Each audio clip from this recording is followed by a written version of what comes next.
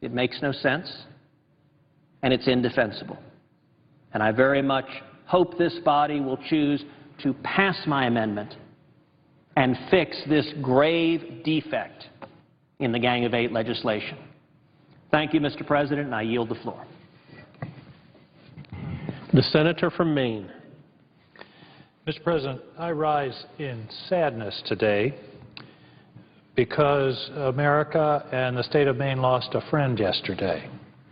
One of my predecessors in this office, Senator Bill Hathaway, who served 14 years in the Congress, 8 in the House, and 6 in the Senate from 1973 to 1978. I knew him well because I worked for him as a staff member here in the Senate. In fact, I was sworn in as a United States Senator 40 years to the day from the day that I entered Senate service on behalf of Bill Hathaway in January of 1973. So I had a chance, as all staff members do, to see him up close, to see him operate as a senator and as a person. I was asked today several questions about him and what characterized Bill Hathaway. And the first thing I said was, he always put people first. He really and truly didn't pay much attention to politics. He always wanted to do what is right. And I remember being in his office, in the Russell Senate office building, and talking about the political ramifications of some bill or some vote. And he sat back in his chair and said, you know, it's hard enough around here to figure out what the right thing to do is. When you add the politics on top of it, it becomes practically impossible. And that was the way he thought, and that was the way he acted. In fact, I once sent him a memo as a young staff member that had in it some political ramifications of a particular vote. And I wish I had saved the memo, because in his inimitable scrawl at the top of the page when it came back to me, it said, I pay you for policy, not political advice. And that was the kind of guy he was. And one of the things that I noticed about him, which was a tremendous influence on my life, was he was exactly the same person in private as he was in public. There wasn't a different Bill Hathaway on the stump or in Maine or making speeches or on television than the one I saw behind closed doors, driving around Washington or around Maine through the small towns, getting a haircut, spending time together. It was always the same person with the same values and the same concern for the people of Maine. If you haven't gathered it already, Mr. President, Bill Hathaway taught me a lot about how to do this job. Next to my dad, he was probably the most influential adult in my life when I was a young person. He was honest, he was smart, he was analytical, and he was motivated to do the right thing for the people of this country and the people of the state of Maine. And I have one personal story as well, because I think it speaks to the kind of person that he was. Unfortunately, when I was working here in 1974, I was stricken with a dangerous and unusual form of cancer. I ended up having to have significant surgery. I, again, was one of many staff members who worked for Bill Hathaway. But one of the most vivid memories of my life was waking up in the hospital after my surgery in the recovery room and looking up, and I saw my wife on one side of the bed, and standing at the end of the bed in hospital green scrubs was U.S. Senator Bill Hathaway. That was the kind of man he was. He was a politician, but in a good sense of the word. He was a man who really thought about the people and took so seriously the responsibilities of this office. We lost him yesterday. I think he was about 90 years old, but he never lost his interest in Maine or in people or in the issues of the country. I was fortunate to spend some time with him recently, and he hadn't lost a step when it came to thinking about these kinds of questions. He was good-natured, he was funny, and he was genuine. Mr. President, as I said at the beginning, Maine and the United States of America lost a friend yesterday, and it's one who I will miss terribly. Thank you. I yield the floor and suggest some quorum. Will the senator withhold his request? The senator from New Mexico. Mr. President, fixing our broken immigration system is an urgent priority. As the son of an immigrant myself, I understand how important this is for families across the country and in my home state of New Mexico. I know how hard immigrants work in this country, how much they believe in America, how much they're willing to give back to this nation. New Mexico's remarkable spirit is rooted in our diversity, our history, and our culture, which has always been enriched by our immigrant communities and family members. At the same time, the laws that govern our country's immigration system are antiquated and ineffective. I'm encouraged that we're finally making progress towards a solution and finding some common ground on this critical issue.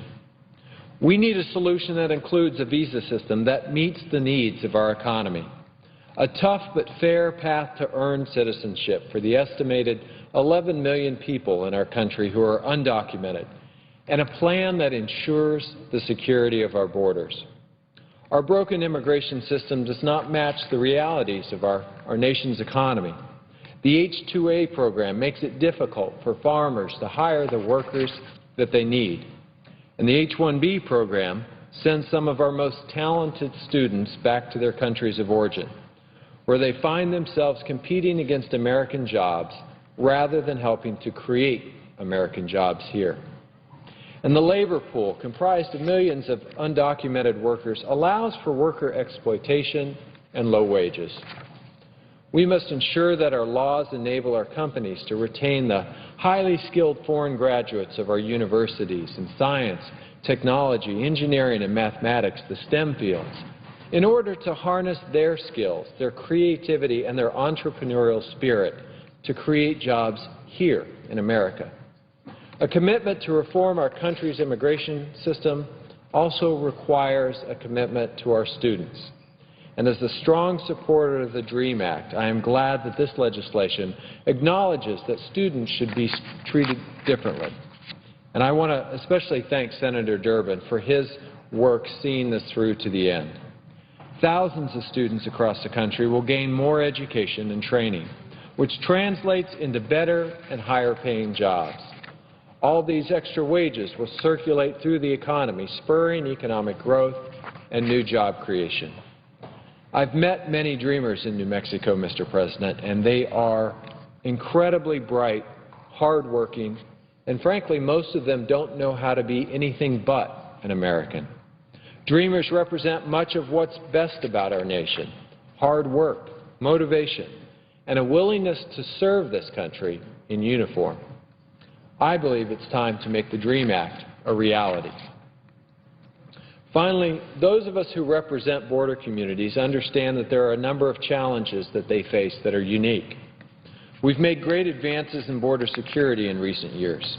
Illegal border crossing apprehensions are at historically low levels and have fallen in New Mexico by more than 90% since their peak back in 2005. We have more agents, more technology, and infrastructure devoted to our border than ever before. Our challenge moving forward is to continue to ensure our nation's safety while balancing the need of our border communities to thrive and benefit from their unique binational culture and economy. The mission of Customs and Border Protection is to both safeguard our nation's borders and facilitate lawful international trade and commerce. However, in the Paso del Norte region, which includes both West Texas and southern New Mexico, not all of our ports of entry are operating at full capacity.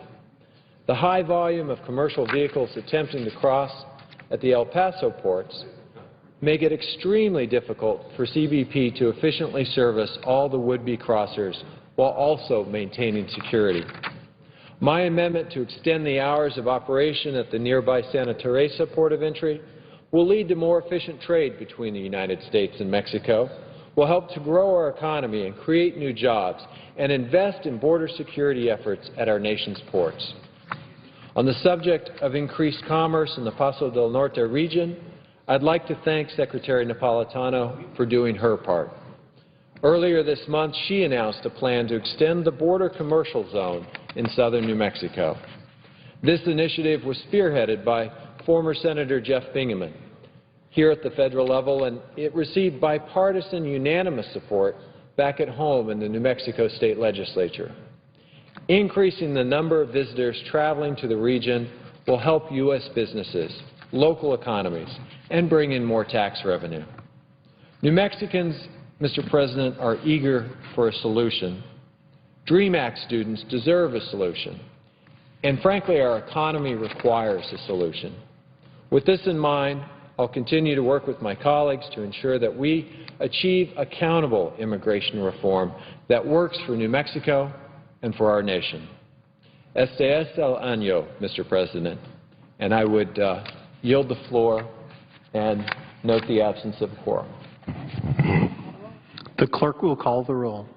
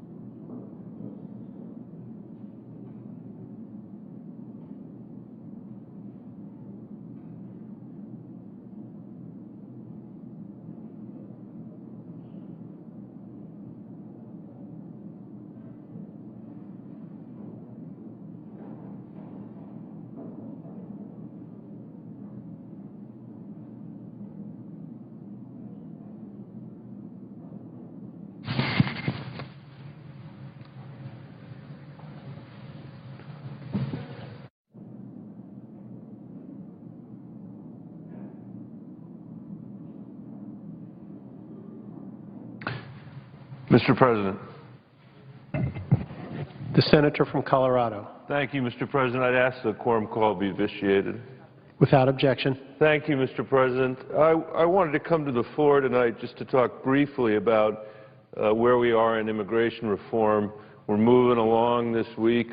We've come out of several weeks of committee work on this where there were a number of Republican amendments that were adopted as part of the process, a number of Democratic amendments adopted as part of the process. As somebody that was in the negotiating group that led to the bill reaching the Judiciary Committee, I actually think it was improved by both Republicans and Democrats, and it's been an unusual bipartisan effort around here, and it's the kind of effort that the American people, and certainly the people of Colorado, think is long, long overdue. They don't understand why we seem to be engaged in these fights that don't have anything to do with them, instead of working together constructively to actually meet the challenges that this country faces. And I think when it comes to this very difficult issue of immigration, and it is difficult, and there's strong feelings about it, it's been remarkable for that reason that we've been able to see what I would describe not even as a bipartisan process, but a nonpartisan process of people actually coming together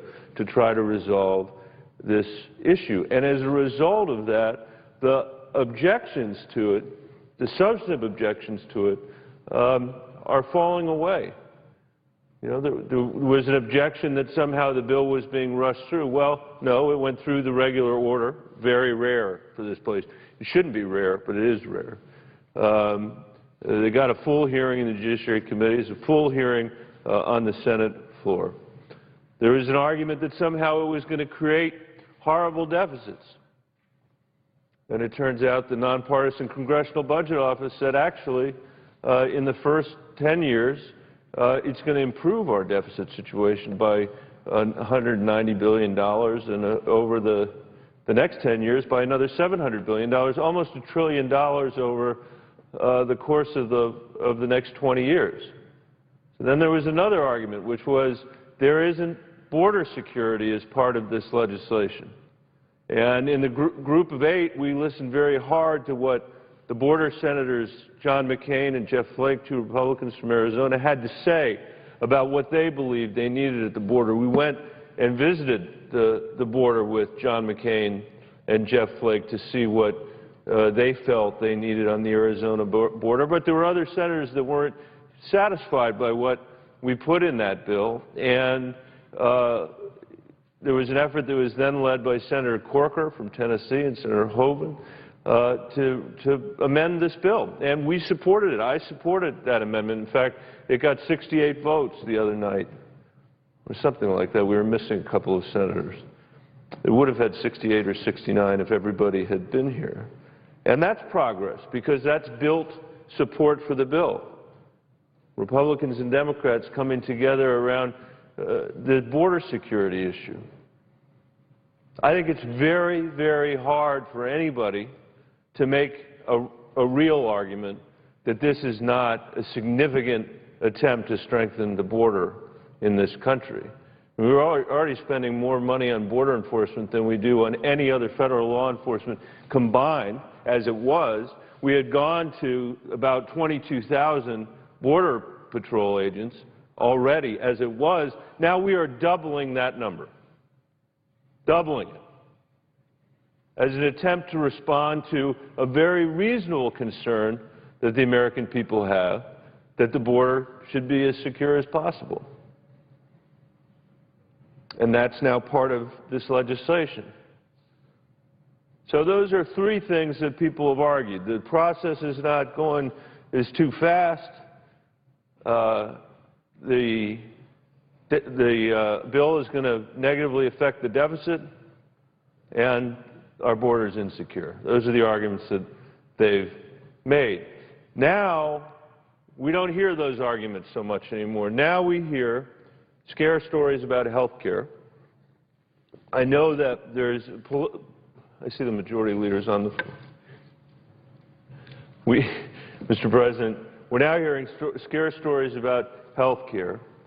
We're hearing scare stories about how this will affect our economy, even though the nonpartisan Congressional Budget Office has said we're going to see 5 additional points of gross domestic product growth, GDP growth, in the second 10 years of this bill passing as a result of bringing people out of the shadows. It is not as if the 11 million people that are here that are undocumented are not working. They are working. Many of them are working in this country. Many of them are working in the agriculture sector in my state and in this country. Many are working in other industries as well, all across the United States of America, but they're working in an unlawful way. They're working in a cash economy. They're working in a situation where they are easily exploited, and because of that, they drag down the wages of everybody in America. Because workers in my state that are here that are legal, L-E-G-A-L, are having to compete in a marketplace where there are people that can pay less because we know that there are people that have to take less because they don't have a lawful recourse. All the protections that we put in this bill, all the protections to make sure, rightfully so, that American is offered a job first, to assure, rightfully so, that we're not bringing in a whole bunch of new people when they're Americans looking for work.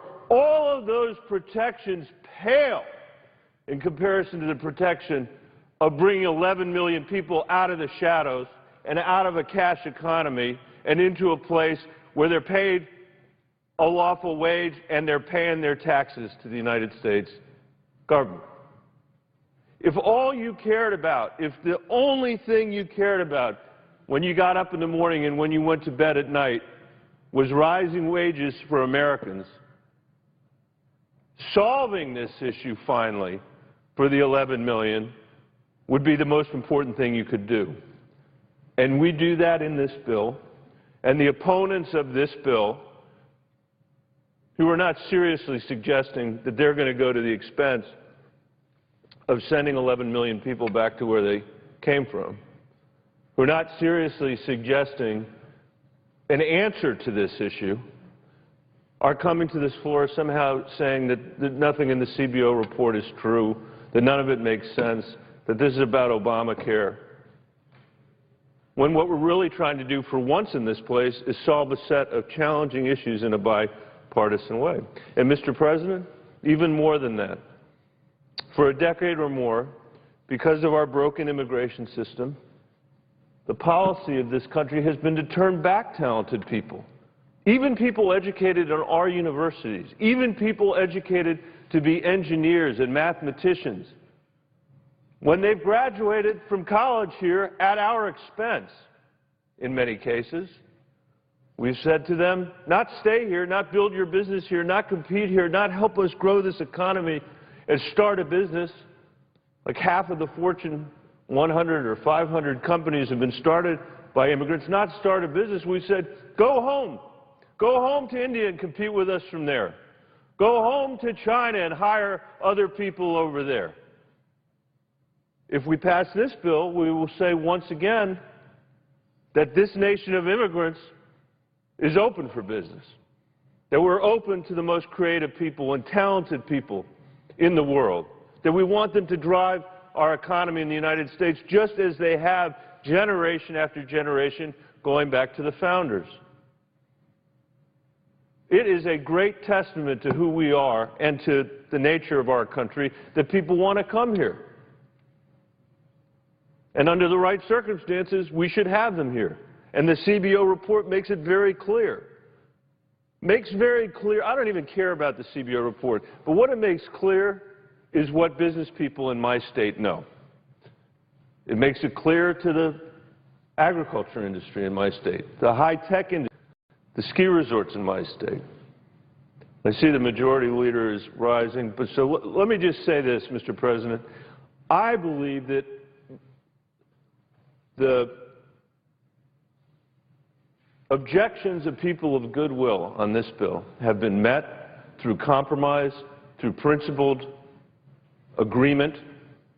It's a good piece of legislation. We shouldn't, in this 9th or 11th hour or whatever it is, 9th inning, allow ourselves to get distracted by the politics that are seeking to divide us in this chamber or in this country, and I don't believe we will. So I urge my colleagues to support the passage of this bill, and with that, I will yield the floor. Mr. President, I Majority Leader. hope the President wasn't rushed in completing his statement, because I was listening intently and appreciating all he's said today. But, Mr. President, I haven't had the opportunity to express through the instruments of this floor how much I appreciate the senator from Colorado. He's done such a terrific job. He's been one of the four Democrats. He hasn't sought a lot of press on this, but he has been a stalwart in getting this done for a couple of reasons. One is the state of Colorado is a perfect example as to why we need this bill. That demographics have changed in that state remarkably, just like they have in my state of Nevada. And his quiet concern for what we need to do, and then his quiet movement to make sure we get the things done we need to, is evident in this immigration bill. But frankly, Mr. President, we had a discussion today in our caucus, as we have on several occasions, about student loans. No one is better prepared to talk about that issue than the senator from Colorado. He is not only concerned about what happens to students who are in college, but also he was a school superintendent, understanding what people who want to go to college have to deal with. So I appreciate very much the statement of the senator from Colorado.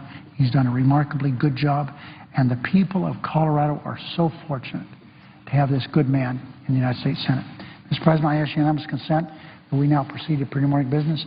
Senators permitted to speak for up to 10 minutes each. Without objection. I ask unanimous consent the Senate proceed to S-Res 186. The clerk will report. S-Res 186, congratulating the Miami Heat for winning the 2013 National Basketball Association Finals. Without objection, the Senate will proceed to the measure. I ask unanimous consent the resolution be agreed to, the preamble be agreed to, the motion we consider be laid on the table with no intervening action or debate. Without objection. I ask unanimous consent that when the Senate completes the business day, it adjourn until 9:30 a.m. tomorrow morning, June 26th. That following the prayer and the pledge, morning hour be deemed expired. The journal proceedings be approved today. Time for the two leaders be reserved 30 use later in the day. And the following any leader remarks, the Senate resume consideration of S-744. And that the time until 11:30 be equally divided and controlled between the two managers or the designees. The filing deadline for the second-degree amendments to the committee report is substitute, and the bill will be 10:30 tomorrow morning. Without objection. So there's going to be 3 roll call votes, as has been announced earlier, in relation to the immigration bill starting at 11:30 tomorrow. There's no further business coming before the Senate. I ask for the adjournment of the previous order. The Senate stands adjourned until 9:30 a.m. tomorrow. The Senate today confirmed Penny Pritzker as Commerce Secretary. The vote was 97-1. Senators also worked on the immigration bill. The measure increases workplace enforcement, allows additional high and low-skilled workers into the country, and creates a path to citizenship for illegal immigrants. Senators vote tomorrow on what's called the Border Surge Amendment, doubling border agents and fencing along the southern border with Mexico. We'll have live coverage when senators return here on C-SPAN 2. You can learn more about Senate members in our congressional directory. It's a handy guide